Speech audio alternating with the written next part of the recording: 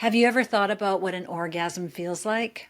If you're curious and want to do a deep dive into women's orgasms, then this three-part series is for you. This is video number 3, and we're discussing the difference between a vaginal, clitoral, and G-spot orgasm. And you can find the links to the other 2 videos in the description below. Hi, I'm Dr. Trina Reed, and thank you for subscribing, liking, and leaving a comment. Your support helps grow my YouTube channel and grow women's sexual pleasure. Let's start with the vaginal orgasm. A vaginal orgasm is when something is inserted into the vagina, a penis, a vibrator, a dildo, and it is thrust in and out, in and out. And vaginal orgasms are described as a deeper whole body experience. Now, as we talked about extensively in video number 2, only about 18% of women can have a vaginal orgasm. So in this video, I want to do some more myth busting. So there's a myth that for women to experience intense pleasure, the penis or dildo have to go deep inside of her vagina. So this simply isn't true. It's really not about going deep, and she's not going to feel very much. It's about stimulating the first third of her vaginal canal, which is analogous to the penis. So the head of the penis has the majority of nerve endings. So too does the base, the first third of a woman's vaginal canal. So instead of deep thrusting, a woman is going to get a lot more pleasure from rolling the hips or toy in the first third of the vaginal canal while stimulating the clitoris. That's why it's called screwing. For women to get the maximum amount of pleasure from vaginal penetration, she needs to have it either side to side or a figure 8 formation. So we're going to move on to clitoral orgasms, and this is when a woman's clitoris is stimulated. So women report that clitoral orgasms feel more intense and localized. It's like a bursting sensation. And the exciting news is the majority of women, over 80%, can consistently have a clitoral orgasm. And here's a fun orgasming fact.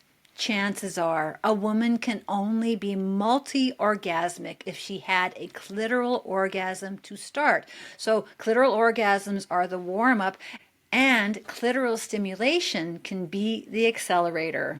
So once the clitoris is very sensitive and you know that your orgasmic platform has become engorged with blood and you've started or have already approached full arousal, if you find yourself stuck in the plateau phase of arousal, which we discussed in video number 1, the right type of clitoral stimulation is often what will send you tumbling over and into your orgasm, whether it's with your fingers, toy, or a tongue. Now, this is my public service announcement to men. Men tend to want immediate stimulation on their penis and assume women want the same. We don't. Please just take your time and please warm up the clit. Thank you. We appreciate it. So now we're moving on to a G-spot orgasm, which is an orgasm that occurs when the clitoris and anterior vaginal wall are stimulated together. So some women describe the G-spot orgasm like an earthquake, and it's taking over your entire body, and you may scream and you may yell and you may buck off the bed and you are waking up your neighbors. And other women describe the G-spot orgasm as less intense than the clitoral orgasm. So it's different for every woman. So only a small percentage of women can achieve a G-spot orgasm. The numbers are similar to vaginal orgasms. And of those women who can achieve G-spot orgasms, some are just uncomfortable doing it and others just don't like the mess. The G-spot is a controversial topic in medical literature. There's disagreement among experts about whether it actually exists. So a postmortem study published in the Journal of Sexual Medicine found no physical evidence of a G-spot. And the reason for that is the G-spot is not a specific or separate part of the anatomy, but part of the larger clitoral network that you can see in this diagram. So the ability to have a G-spot orgasm is based on the positioning of the clitoral legs wrapped around the vaginal canal. And the reason they could not find a G-spot on the cadaver was because the G-spot only becomes visible and stimulatable when a woman is aroused. So because there's so much hype about having a G-spot orgasm, there's a procedure called G-spot amplification, which involves injecting collagen under the mucosa in the area where the G-spot is thought to be.